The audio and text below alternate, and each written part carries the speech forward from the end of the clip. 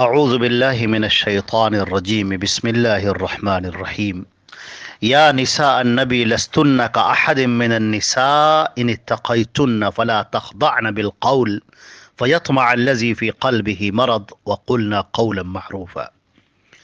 یہ 22واں پارہ ہے اور 22ویں پارے کے بعض نکات اور اس کی بعض آیتوں کی وضاحت آپ کے سامنے ہے۔ ازواج مطہرات سے اس میں خطاب کیا گیا ہے اور ازواج مطہرات سے خطاب کر کے تمام مومنات کو، جتنی خواتین ہیں ان سب کو اس میں شامل کیا گیا ہے کہ اے نبی کی بیویوں، تم عام عورتوں کی طرح نہیں ہو اگر تم تقوی کی راہ اختیار کرو۔ اس کے بعد یہ بیان کرنے کے بعد کہ نبی کی جو بیویاں ہیں، جو ازواج مطہرات ہیں، وہ عام عورتوں کی طرح نہیں ہیں بلکہ وہ اس امت کی مائیں ہیں اور ان کا درجہ تقوی میں، طہارت میں بہت بڑا ہوا ہے۔ چنانچہ فرمایا گیا فلا تخضعن بالقول، کہ تم جب کسی سے مخاطب ہو تو اپنی آواز میں نرمی مت پیدا کرو، لچک مت پیدا کرو۔ اس طور پر ایسی لچک، ایسی آواز میں کھنک کہ فیطمع الذی فی قلبہ مرض، کہ ایسا شخص جس کے دل کے اندر کچھ مرض ہے، کچھ وسوسے ہیں، جو عورتوں کی طرف مائل ہوتا ہے اور ان کی باتوں کی طرف اس کا رجحان ہوتا ہے، تو کہیں اپنے دل کے اندر وہ غلط خیالات نہ قائم کر لے یا تم سے غلط امیدیں نہ وابستہ کر لے۔ ایسی کوئی چیز نہیں ہونی چاہیے۔ لہٰذا تم اجنبیوں سے جب تم گفتگو کر رہی ہو، نامحرموں سے جب تمہاری گفتگو ہو رہی ہو، تو آواز میں وہ لچک، وہ کھنک نہیں ہونی چاہیے، بلکہ وہ شیرینی نہیں ہونی چاہیے، بلکہ آواز میں تھوڑی سی سختی ہونی چاہیے۔ یہ ضرور ہے وَقُلْنَا قَوْلًا مَّعْرُوفًا، اور جو بھی بات کہو بہت اچھی بات کہو۔ یہ نہیں کہا جا رہا ہے کہ تم دوسرے کو برا بھلا کہنا شروع کر دو، ایسا نہیں ہے۔ اپنی زبان پر قابو رکھو، البتہ وہ نرم لہجہ نہ اختیار کرو۔ یہ تمام خواتین کو ہدایت ہے، کل مومنات کو ہدایت ہے کہ وہ پردے کی خاص پابندی کریں۔ اور دیکھیے فرمایا گیا وَقَرْنَ فِي بُيُوتِكُنَّ، تم اپنے گھروں کے اندر ٹھہری رہو، یعنی بلا ضرورت بازاروں میں گھومنا، شاپنگ مال جانا، ادھر ادھر ٹہلنا، یہ مسلمان خواتین کے لیے زیبا نہیں ہے۔ وہ زیادہ سے زیادہ اپنے گھر کو لازم پکڑیں، ہاں ضرورت ہو تو باہر جائیں، اس کی اجازت ہے۔ تو یہاں پر جو پہلا خطاب ہے وہ نبی کی بیویوں سے ہے اور ان کے ذریعے سے کل تمام مومنات کو یہ خطاب کیا جا رہا ہے۔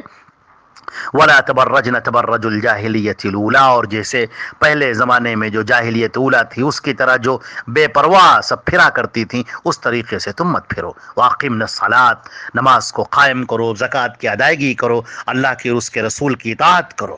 اور اللہ چاہتا ہے تمہارے اندر سے گندگیوں کو دور کر دے، اے اہل بیت، اور تمہیں بالکل پاک و صاف کر دے۔ اس میں ایک بات تو بالکل واضح ہو گئی کہ ازواج مطہرات اہل بیت میں شامل ہیں، بہت سارے لوگ ان کو شامل نہیں کرتے ہیں، یہ بہت ہی بڑی غلطی ہے۔ اس کے ایک اور بھی آیت ہے، اس کے اندر اللہ رب العزت نے فرمایا آگے چل کر، آیت نمبر 36 میں ہے وَمَا كَانَ لِمُؤْمِنٍ وَلَا مُؤْمِنَةٍ، کسی مومن مرد کے لیے، کسی مومن عورت کے لیے یہ اجازت نہیں ہے کہ اذا قضى اللہ ورسولہ امرا، کہ اللہ اور اس کے رسول جب کوئی فیصلہ کر دیں تو اب ان کو کوئی اختیار حاصل ہو جائے۔ وَمَن يَعْصِ اللَّهَ وَرَسُولَهُ، اور جو بھی اللہ کے اور اس کے رسول کی نافرمانی کرے گا تو بہت دور کی سخت اور واضح گمراہی میں جا پڑا۔ لہذا اس بارے میں خاص خیال رکھنا چاہیے کہ نبی کی کہیں پر اللہ اور اس کے رسول کی اطاعت میں کوتاہی نہ ہو اور ان کے حکم کے ہم خلاف نہ جائیں۔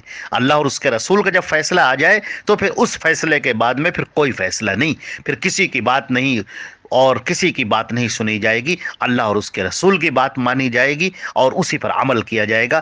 اپنی زندگیوں کو سنواریے اللہ کے رسول کے احکامات سے، نبی کریم صلی اللہ علیہ وسلم کی سنتوں سے۔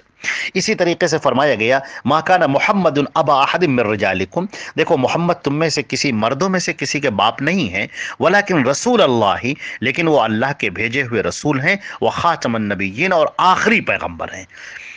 वकान अल्लाह बिकुल्लि शैइन अलीमा, और अल्लाह ताला हर चीज़ का जानने वाला है।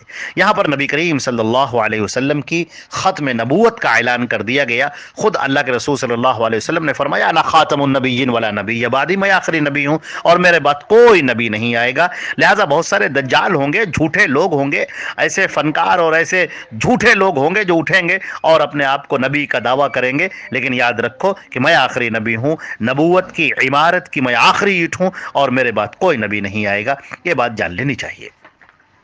इसी तरीके से इसी 22वें पारे में सबा का भी तज़किरा किया गया है। कौम सबा का बड़ा तज़किरा किया गया है और ये बयान किया गया है कि हमने उनको बहुत बागात दिए थे। कुल लक़द कान लिसबइन फ़ी मस्कनिहिम आया, सबा का जो मस्कन था, उनका जो ठिकाना था, उसमें बड़ी निशानियाँ मौजूद हैं। बागात थे दाहिनी तरफ भी और बाईं तरफ भी। और कुलू मिन रिज़्क़ि रब्बिकुम वश्कुरूला, अल्लाह का रिज़्क़ खाओ, अपने रब का जो रिज़्क़ है वो खाओ और उसका शुक्र बजा लाओ। बेहतरीन तुमको शहर दिया गया है और मग़फ़िरत करने वाला परवरदिगार है। मगर उन लोगों ने अल्लाह की बात न मानी, उसके रसूल की बात न मानी, शिरक में पड़ गए, कुफ्र में पड़ गए और जुल्म करने लगे। और उसका नतीजा ये हुआ कि अल्लाह रब्बुल इज़्ज़त ने उन पर आज़ाब भेजा, और जब आज़ाब भेजा तो सब तहस नहस कर दिया। वो जो बागात थे उनके, अब वहाँ पर कीकर के दरख्त उगने लगे, कांटेदार दरख्त उगने लगे, और जहाँ पर फलदार दरख्त रहा करते थे अब वहाँ पर झाड़ियाँ उगने लगीं।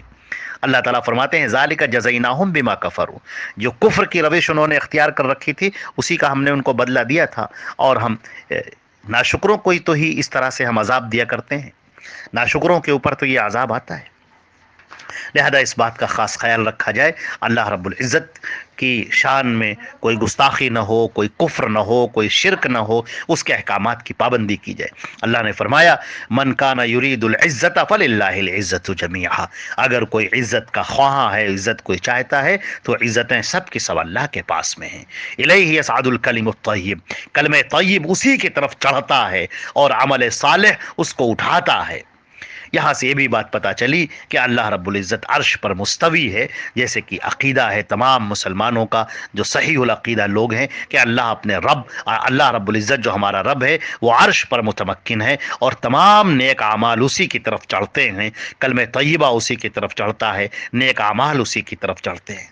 अल्लाह रब्बुल इज़्ज़त ने इसके बाद ये भी बयान किया कि देखो अल्लाह ताला ने तुम्हें कैसे पैदा किया, वल्लाहु खलक़कुम मिन तुराबिन सुम्मा मिन नुतफ़तिन, अल्लाह ने तुमको मिट्टी से पैदा किया है, फिर तुम्हें नुतफ़े से बनाया है, फिर तुम्हारी बीवियां बना दी, तुम्हारे जोड़े बना दिए, और जो भी कोई भी मादा है उसके अंदर जो भी हमल है, उसके हमल का आना और उसका हमल का दुनिया में आना, बच्चे का पैदा होना, विलादत का होना, ये सब अल्लाह के इल्म के साथ है। इसी तरीके से अल्लाह रब्बुल इज़्ज़त ने इसके आगे और भी बात बयान फरमाई। एक आखिरी आयत हम पेश कर देते हैं इसके मज़ामीन में से, या अय्युहन्नासु अंतुमुल फुक़राउ इलल्लाह, ऐ तमाम के तमाम लोगों तुम सब अल्लाह के मोहताज हो, वल्लाहु हुवल गनियुल हमीद, और अल्लाह जो है वो सबसे बेनियाज है, वो किसी का मोहताज नहीं, सब उसके मोहताज हैं, वो किसी का मोहताज नहीं।